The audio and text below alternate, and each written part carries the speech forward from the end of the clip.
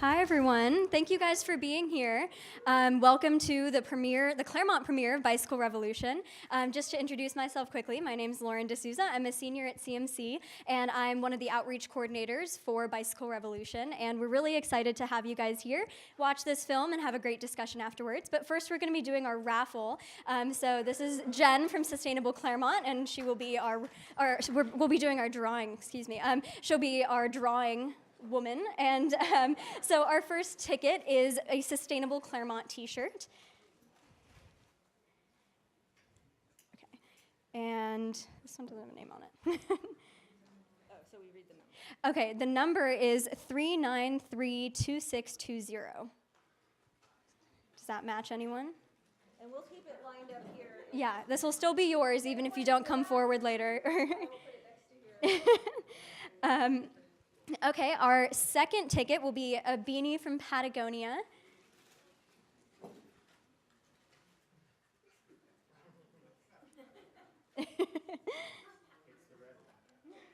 Okay, this number is 3932696. Oh, yay! Okay, we've got a winner. Out in the back there, but last row. We'll come up and bring it to you.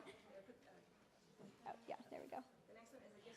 The next one is a gift certificate to the local bike stand. This was the van, the very cool mobile van that was there. Okay, this number is 3932671. Woohoo! All right, our fourth prize will be a Patagonia jacket. I know, it's a big deal. Okay.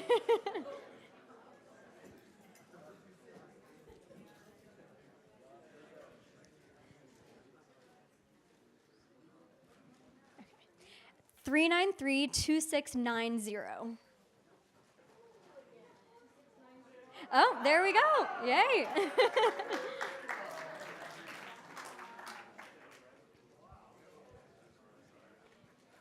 And our very last prize for this drawing will be a Bicycle Revolution cycling jersey. One of a kind.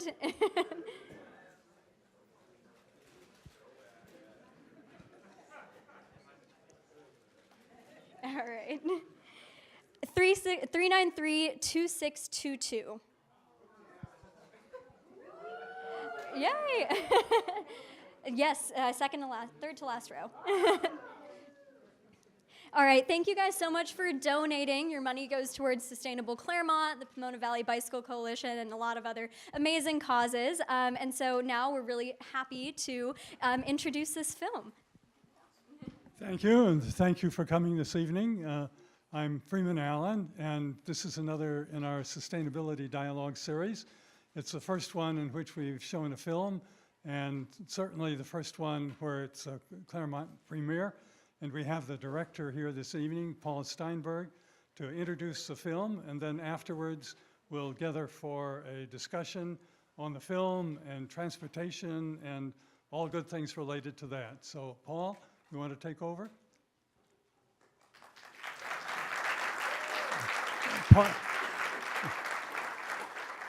Paul is professor of environmental policy at Harvey Mudd College. Actually going to head up here because I have to hit the play button. All right. Well, welcome to the revolution. Thanks for coming out. And I think there's no clearer indication that the time is right to be discussing these issues as a community. And I do refer to our adjacent cities as a community, given the sorts of issues that we're facing today and the need for transportation alternatives. Oh, by the way, as a reminder, if you have cell phones that are not on their quiet mode, this might be a good time to put them in quiet mode. This film has somewhat quirky origins. As a number of you know, I teach a course called Bicycle Revolution, and we had the idea when I was applying for a grant just to make a website that could serve as a source of information for local advocates and city planners and so forth. I applied for a grant through the Digital Humanities program at the Claremont Colleges, and the administrator of that program said, hey, you know, we should have some documentary footage of your class. This sounds really exciting. And I said, that's a wonderful idea. And so the students who had to write essays to get into the class were all told, you have to be willing to be filmed to be part of this class. And so we chose who was going to be in the class, and we're all excited and ready to go. And then the documentarian quit the Claremont Colleges. So I was in something of a bind and approached Eddie Gonzalez, sitting up here with the camera equipment, and said, Eddie, do you know anybody who makes documentary films? And he said, well, I know a couple people. Let's meet one of them at Starbucks. So we sat down with Kevin Fox and had a conversation. And Kevin, who's hiding in the wings, you'll talk to him, you'll get to have a chance to speak with him later. Kevin said, yeah, I'm a bike advocate. I'd love to help out. You know, if Eddie can provide the equipment and some student interns. I said, this is great. You know, and I went home and I thought, well, who's Kevin Fox anyway? And I went on the internet and realized he's the executive producer of the original Blair Witch Project. So this is what happens when you live in the LA region. I mean, these disreputable characters are just meandering the streets on their cycles. So this film, which runs 48 minutes, was deliberately edited to be fairly short in order to be a conversation starter. So this event is very much not just about the film, but about the conversation that takes place after. And so we strongly encourage everyone to hang out and take part in that. We will have up on stage after the film, in addition to myself, there'll be Kevin Fox, my co-director, Julie Madero from the Transportation Commission in Claremont. Some of us also know her as a computer science professor at Harvey Mudd. Monica Curiel from Bike SGV. Two of the students in the film, Zach Evans and Carissa Cron, will be joining us. John Trendler from Pomona Valley Bicycle Coalition. And we have all kinds of other folks in the audience who I'm hoping are going to make this a really rich discussion. We have members from the Claremont Senior Bicycle Group. We have, I think there's a shout out for Claremont Cycling Club members in the audience. Pomona College Bikes, local bike stand, Sustainable Claremont, obviously. A special thanks to Steve Sabecker, who's helped to organize this whole event. And we have a number of special guests, in addition, elected officials and city officials here. So from the city of Laverne, and maybe you folks could just wave a hand in the air or something as I call your name. We have Muir Davis, who is a council member from the city of Laverne. We also have Hal Fredrickson, who recently retired as Director of Community Development. Hal, are you here?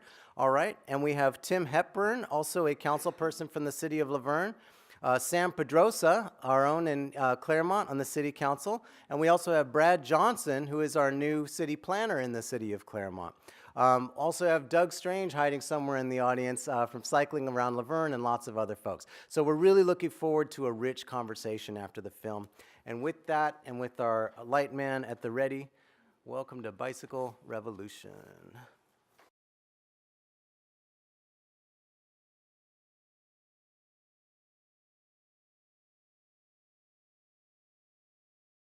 All right, thank you so much. A couple of folks, very important, who I forgot to thank this evening, the ones who organized the entire thing. Lauren D'Souza and Jen Pizzolo, thank you so much for all of your work.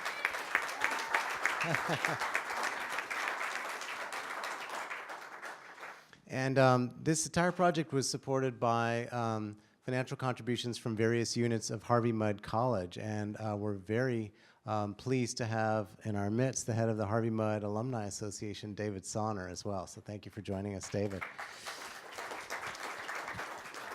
All right, so we're going to open it up to questions, comments, conversation. It doesn't all need to be mediated through me, but I'll certainly call on people to keep things moving along.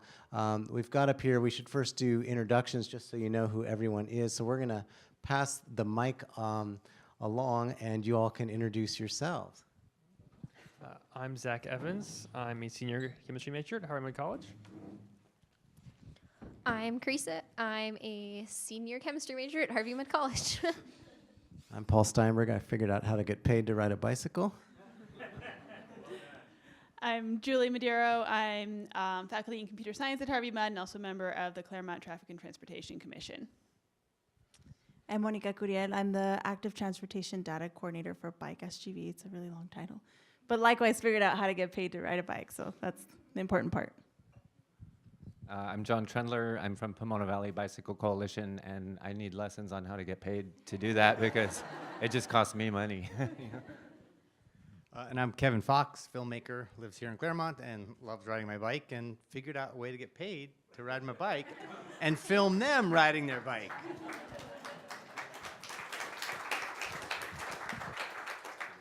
All right, so do we have a mic in the audience? That's how we want to start with those right away? Coordinate, yes. Rather than any sort of introductory comments, we're just going to open it up. So we've got a hand in the back. And Lauren, do you want to help hand mics around Here you go, Lauren. with this? It is literally called a catch box. I have no idea how it works, have but questions? where do you talk in these things? Let's check them. Just test it. Test, test, 1, 2. Who knew? Who's next? Okay. There's been a split in LA County between people that want to have bikes on the streets and people that want separated bike lanes. And there's been some sort of internecine warfare about that. And I wonder where you stand on that and what you think is the right path forward. Well, I'll take that. Well, from experience, I like both. So I don't see how there are certain areas where I think separated bike paths make sense. Definitely not in neighborhoods. That is kind of ludicrous. So it really depends on the context of our cars going 45 miles an hour. Like baseline, for example. Baseline, I don't know how to respond to that. I think bike lanes would be fine. Certainly taking the lane on baseline would be quite harrowing, if dangerous. Separated bike path on baseline wouldn't really make sense economically or space-wise. So if you're going to try to get recreational riders going east-west, then obviously there's some places you can move, a casual rider. And I don't think a lot of casual riders would take baseline as a first choice. So a line of paint goes a long way in those situations, I think. I'll say also that when we're out in the community tabling and talking to people, greenways or separated bike lanes are an easy ask of people who are just starting out, and that's something to consider.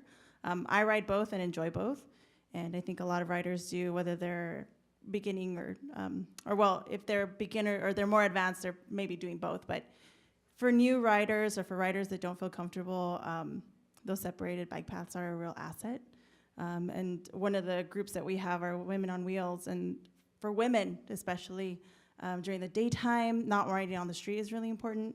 And then all of a sudden that greenway turns into something very different at night. So it's really, having to consider those things as really important. So even I, as a woman, love separated bike paths, and then at night I'll take the street. So it's kind of ironic. So I think we really need both.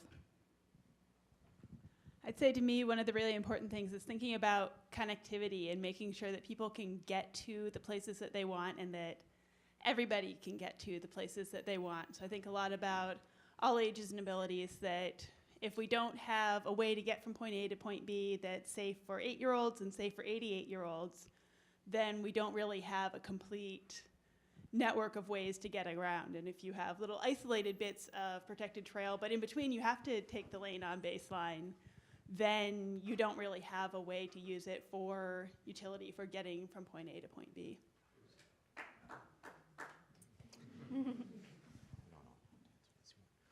Further questions or comments from anyone? Do you guys want to catch it?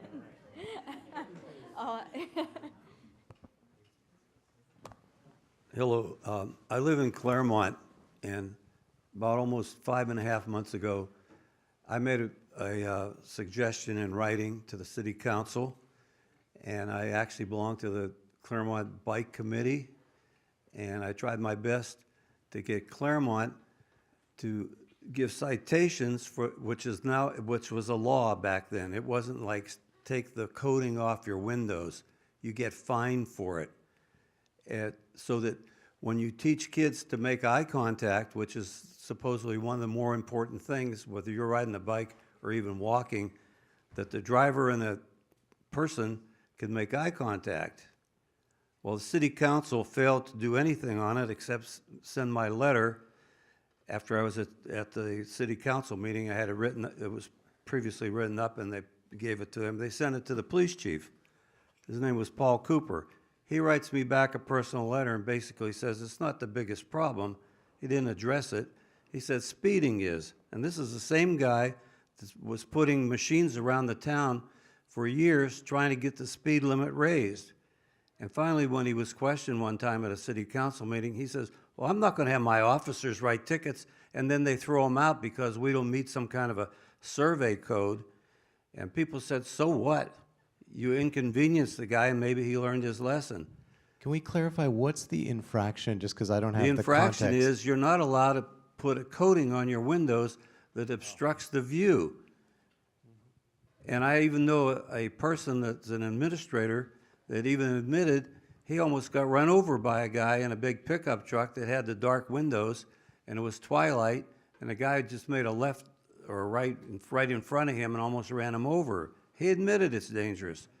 But to this day, they might enforce a few, but in the last 5 years, I doubt if they enforce very many, because there's more people with these windows that have excessive tint. Okay, thank you. Well, wait. No, we even told the city council. All right. City of Glendora has meter maids go around with a light meter, and she can even give a ticket. But so far, now if you can't get this done, which is very important to the children, it doesn't cost a penny. All it does is you say, enforce the existing law. Tell your people to enforce the law. All right, would anybody like to, either officials or other citizens, respond to either that specific problem? It does raise more generic challenges of what is the direction that we give to our police officers, and in turn, how do police officers judge how to devote their scarce resources between infractions by cyclists, infractions by motorists and others, and are there models out there for building stronger bridges between the cycling community and law enforcement? I have to address that. Actually, we're going to keep moving on. Sir, I'm actually in charge of moderating, and I'm going to exercise my discretion in doing so by going to the next speaker. Thank Please. you. So I think what you were saying raises another issue that I experience sometimes, which is, not knowing whether the thing that's bothering me is a big problem or a small problem, and then not knowing whether to bother my city officials with what they may perceive as a big problem or a small problem. So I think, this instance of a person feeling like a problem is big and then getting the answer back, the problem is small. My experience was, for example, I'm at a light and I get a walk sign, which isn't a bike sign, it's a walk sign. And even I feel like I can't get across the street and, across Baseline, I think it's at Indian Hill or something, in the amount of time it would take me to bike, and someone else is supposed to be getting across Baseline walking, which to me seems really odd because the timing's off. But again, it seems to me, is this a big problem that I should, as an individual, talk to my city official about, or is this a small problem? Another example is I'm commuting, and I can't get to the walk button to get a light. And I think a very common experience in Claremont is you can sit on your bike for a long time and wonder where you're supposed to be and whether you're heavy enough to trip the sensor, and you don't even know where it is, right? And so you could spend a long time having this conversation with yourself. Should I get off my bike and walk across the sidewalk and push the button and then go get back on my bike? You know what I mean? So these seem like small inconveniences, but I think over time they are impediments to transportation. So to the students, I guess my question is, did you get a better sense as you were talking to officials of when a person has that experience of feeling a small inconvenience that may then impede their interest in commuting, do you need to, I kept hearing the city officials in your film say, gather large numbers. We like large numbers of people. We don't really want to hear from an individual. We want to know this is a problem for everybody. So then what do you do? Because I do not have time to gather a large group of people, right? So give us some advice as individuals who experience small inconveniences of how to somehow make impact. Thank you. Better you guys than me. And I can. So I think one of the things that was good is that they talked a lot about like wanting to hear from the individuals, because you might think that like you can't gather a large numbers, but like a lot of times the only reason that like a pothole would get fixed is because they got like 6 emails about it. And so if you can like contribute your single email, you don't necessarily have to see the numbers for them to relate to the change you want to make. And so that was one of the things, is like, if one person wants to change something, they can either like start asking around if they have time, or just like tell some people who can like check with other people. Like you don't necessarily have to do all that work. And if like you send that email in, then you can like pass along the responsibility. And a lot of times like they were more receptive than we expected them to be. And slightly more in general, when we were talking with different city councils, a theme came out that for infrastructure to change, there's generally a large number of cyclists that communicate to like one sort of like leader, or just like what they call like a bike champion, who would then relay that to city council. So if you have someone who has the time or the energy or the interest to actually be the representative for your institution, just like contact them and they will like pass the message on for you. Not as specific to the small issue versus big issue, but maybe a way to mediate some of those difficulties. I would just add to that you said the thing about pushing the bike light, about 50 people in here went, oh yeah, there you have it, right? And sometimes it takes, like you're saying, the one email, and then suddenly they notice 50 emails. And to address his, it's the same thing, maybe not complain about the same thing all the time, complain about a bunch of things, right? And then they're gonna pick and choose which ones seem to be the ones that are important, Yeah, I'll say that my experience with working with the Claremont city government is, in a lot of ways, a lot like some of my experiences as a computer scientist, that sometimes I build some system and people don't know what's hard for me to fix and what's easy for me to fix. But if they tell me what they wish the thing that I was building would do, I know which things are easy and which things aren't. And so my experience going through our city staff and our city officials is that sometimes I ask for something, it ends up being really hard. And sometimes I ask for something and they say, oh yeah, we're gonna have people out there next week. I'll just have them check it. That works in really well with the schedule we already have planned. It's not a big deal at all. So it doesn't hurt to ask. Terrific. More questions or comments?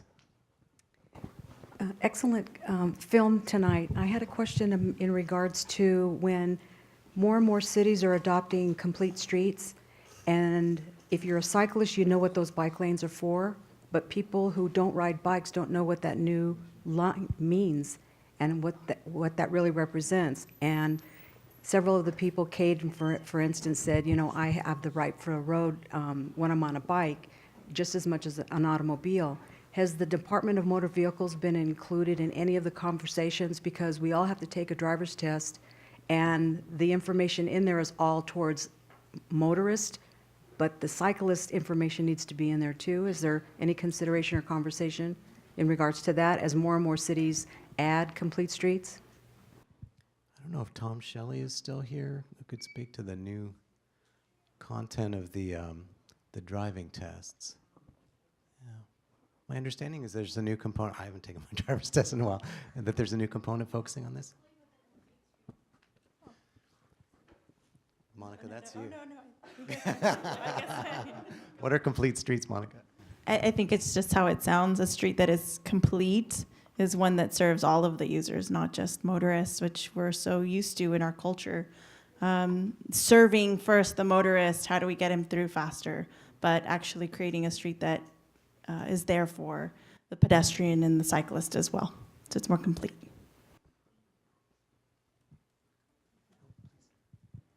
Another thing that I think of when you ask that question is the like education efforts done by like iBike, SVG, and all those things. And a lot of those tend to be focused on schools, which are like the not necessarily the current drivers, but like changing the attitude. And if you like get those education efforts out to some people and try to like make sure it's in the language, like we had one activist who specifically spoke Spanish and was trying to go into Spanish speaking communities and explain what signs meant if the signs weren't clear, because most of the signs are in English and a lot of the regulations are in English. And so like if you can like start the education somewhere, then it trickles upwards. So if you like educate the children and send them home with packets, perhaps their parents will get to see them. And so like making like that at least was how we saw people attempting to address that issue, is like do as much education as you can and kind of see where it goes.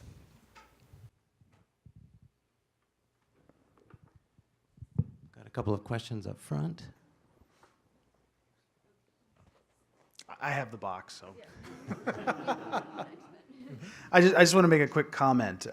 Zach Corser, I'm on the Traffic and Transportation Commission with Julie. We're beginning to consider for Claremont a complete streets policy. And one of you might have noticed in the film that we were in our Traffic and Transportation Committee meeting, and it was pretty empty in that room. And one of the things that we'd like to see more of is community engagement. So if there's people here that would like to participate in some way in giving us more input about your feelings about a complete streets program, it'll make it not only a better one, but once this is written, this will actually affect the way in which we think about planning and the way we think about our streets. So just making a plea for you that if you're interested in this concept of complete streets, not just biking, but all modalities of transportation, that this is something we're working on and we'd like more input. Wonderful, thank you for that. We've got a couple of comments up front and one back here first. And speaking to the data about how the adapting streets to bicycle friendliness is actually a financial benefit to cities.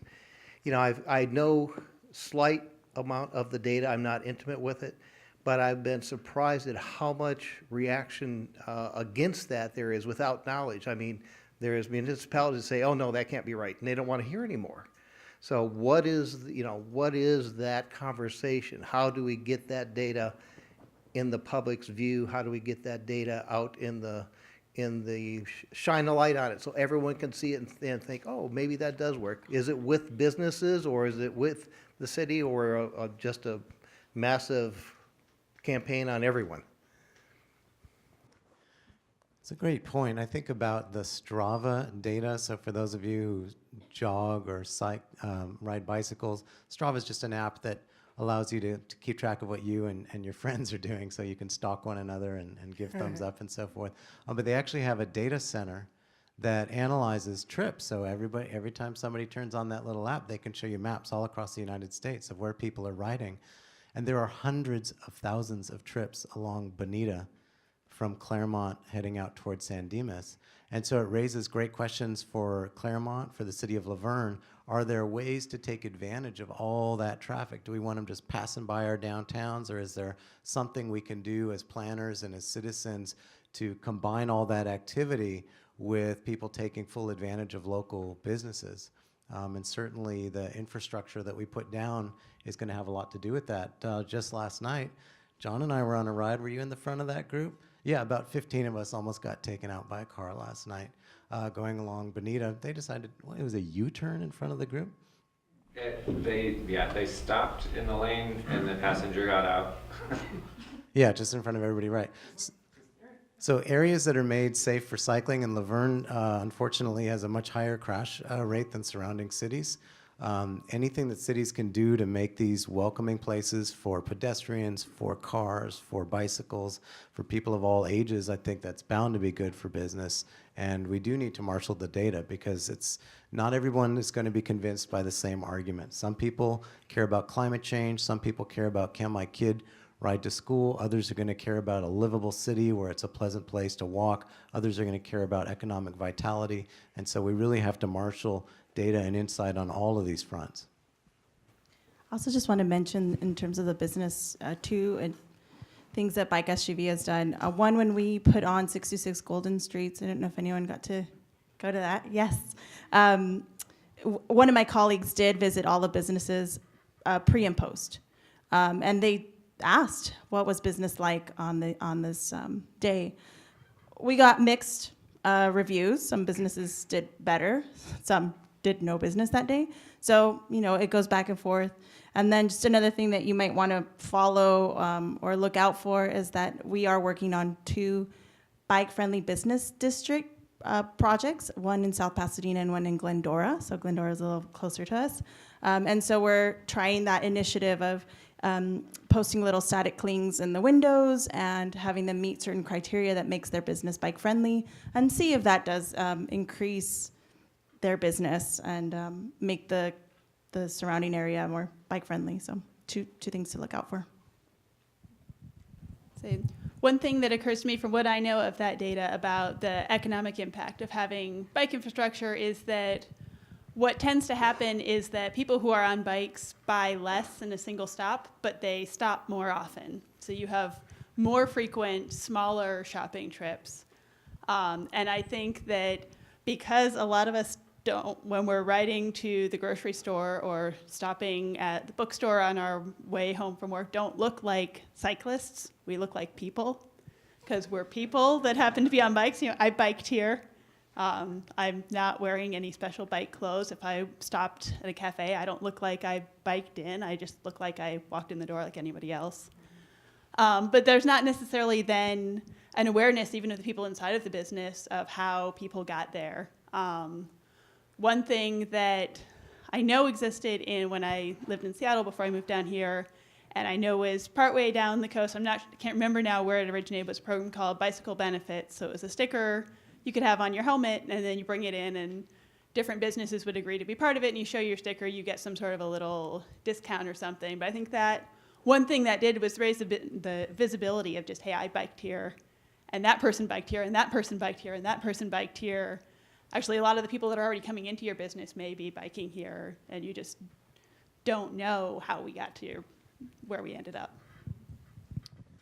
So we're coming soon to a close. We've got a comment here, and I also want to make sure that any of our elected officials and other city staff present have a chance to weigh in before we close. So I'm not putting you on the spot, but opening up that opportunity if you folks want to weigh in. So we've got a comment here. So my comment would go to the students first, and maybe get followed up by Monica. But my morning commute takes me through about 5 cities, and at one particular point, seasoned commuters hop the curb right across to the driveway and then continue back on. And the movie almost kind of supported my thought that, there's not a lot of connectivity from city to city. And so I wanted to get your opinion on that, maybe what we could do to change it. And then maybe, Monica, what's really the truth? I mean, are they talking together or not? So anyway, if you could answer that, that'd be great. That's a great segue for policymakers to weigh in as well. How do you get cities to work together? Hi, Sam Pedroza with the City of Claremont, and I'll tell you, the timing is perfect, because this is exactly what we're talking about at our San Gabriel Valley Council of Governments, where we do have a very active transportation program. And so we've been recently looking at the Greenway Network. With the passage of Measure M, I forget the amount, but there are millions of dollars available to cities once they come up with their bicycle plans, which Bike SGV has been very helpful in getting the cities to implement, to get these plans in place. And so now we're putting them all together, and then, and really the big point here is the mind changes that we're seeing in some of the organizations that have been impediments in the past. So for example, flood control. Flood control, they operate these major flood control waterways throughout all our cities. And yet they've always protected their right-of-ways, rightfully so. Until recently, they opened up the idea that, hey, we could use the right-of-ways and connect all the cities and put together what's called like the Greenway Network. 150 miles throughout the San Gabriel Valley that would be Class 1 bikeways. And so that's where you're seeing a lot more of this cooperation, very similar to like the Pacific Electric Bikeway, where you have each city has a control of their portion of the electric bikeway. Now you can see that in the San Gabriel Valley through these flood control channels. So you're seeing more of that cooperation, and mainly because of funding is there. I do want to point out that I'm also on the SCAG, the Southern California Association of Governments Transportation Committee, and still to this day, there are a lot of folks who serve on these committees, and I think it was pointed out in the video as well. A lot of older people that just do not want to buy into the cycling issue, and they're the people that are making the policy. Why why are these people involved, or why are they're the ones involved in this part of it? Because these meetings are happening in the daytime, where they're mostly retired council members, and they're the ones who are making this policy. So it's really important, like you guys pointed out in the videos, to find those council members, to encourage them that, you know, this is something you want to see, and then get them to be the ones to go to these committees to make these changes. So in terms of working together, the revolution is happening. And here in the San Gabriel Valley, we are fortunate to have the Greenway Network and having these cities work together. But we need to get more folks involved. And then on the bike buttons, by the way, the crosswalks, that has come up. And so in Claremont, along the Citrus Bikeway down Bonita, we do have cameras at the intersections that detect when bicyclists are at the intersections. And that's what helps change the lights. You hit the nail on the head. What's her name? Teresa. You hit the nail on the head that a lot of issues come before city council members, and a lot of times when you get the multiple emails on the same issue, there's a call to action. When it's one issue, like the gentleman with the tinted windows, that's the only time I've ever heard of it. And so, yeah, then you direct it to your police department and you address it, and you're never going to satisfy everyone all the time. But on an issue like the buttons, we heard it, we looked at the cameras, and we implemented that. So it does, those type of things we can address.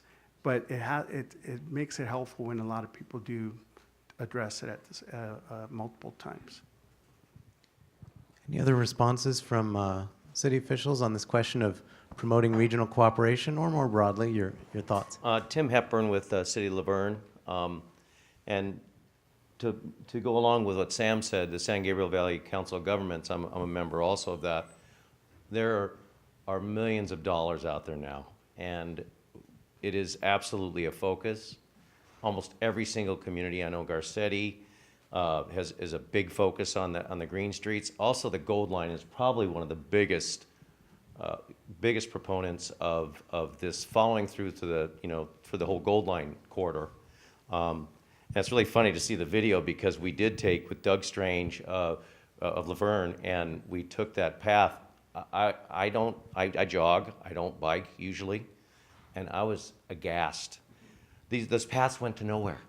They'd stop in the middle of a street. I'm going, or they'd have curbs where you'd have to lift your bike up, or the bike trails down through the channels. It was amazing. And we do have dollars for that now. We're doing a master plan update. We're working closely with the bike coalitions. We would love to connect Claremont, that section that just dies and then stops. And we just paved our streets too, and it was a big focus on that. And once Doug got us all involved, Robin Carter was on there, and Muir, our newest council member, Muir Davis, it's a big focus. But in what you were saying, it takes one conversation to enlighten people to say, we have an issue. These are people, they want to use our streets, they want to use our businesses. And so, as Sam said, there are millions of dollars out there. There are funds, there's grants, and people are jumping on the bandwagon now. It's a big focus. Right on, yes. Muir Davis, also with Laverne City Council. And I used to ride my bicycle 20 miles to San Gabriel, Rosemead. I rode through the towns, and I always pushed the buttons. Whenever I don't like to wait. Oh, she left. Okay. I always push the buttons. Maybe she heard that.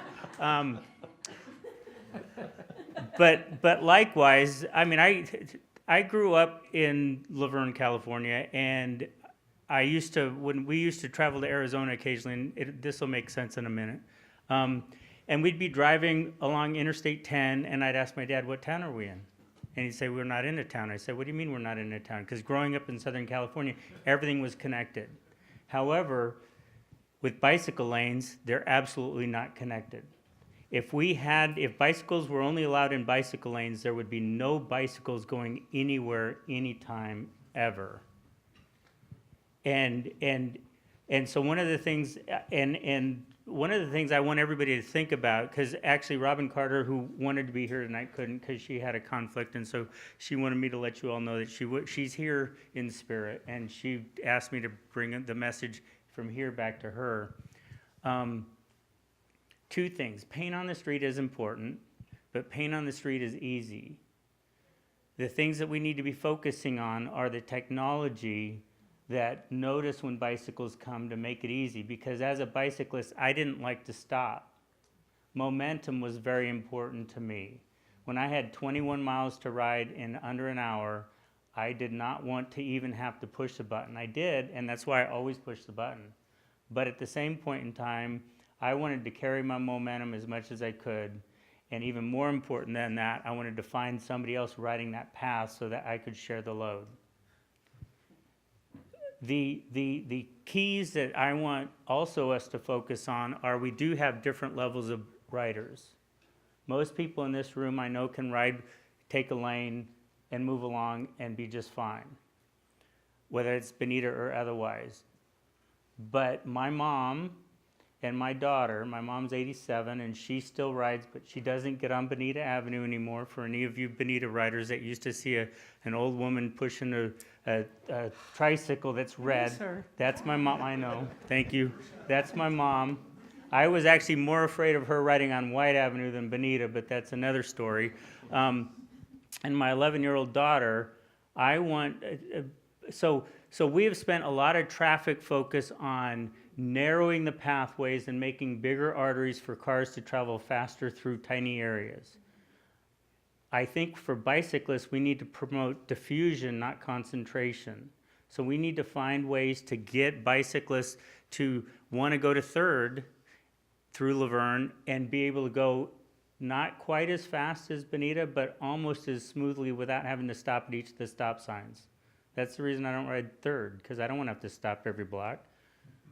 I don't ride 5th either because of the same reason. But so I think we want to think imaginatively and together about how we can do this so that every avenue can be safe, so that my kids can ride their bikes to schools and grandkids.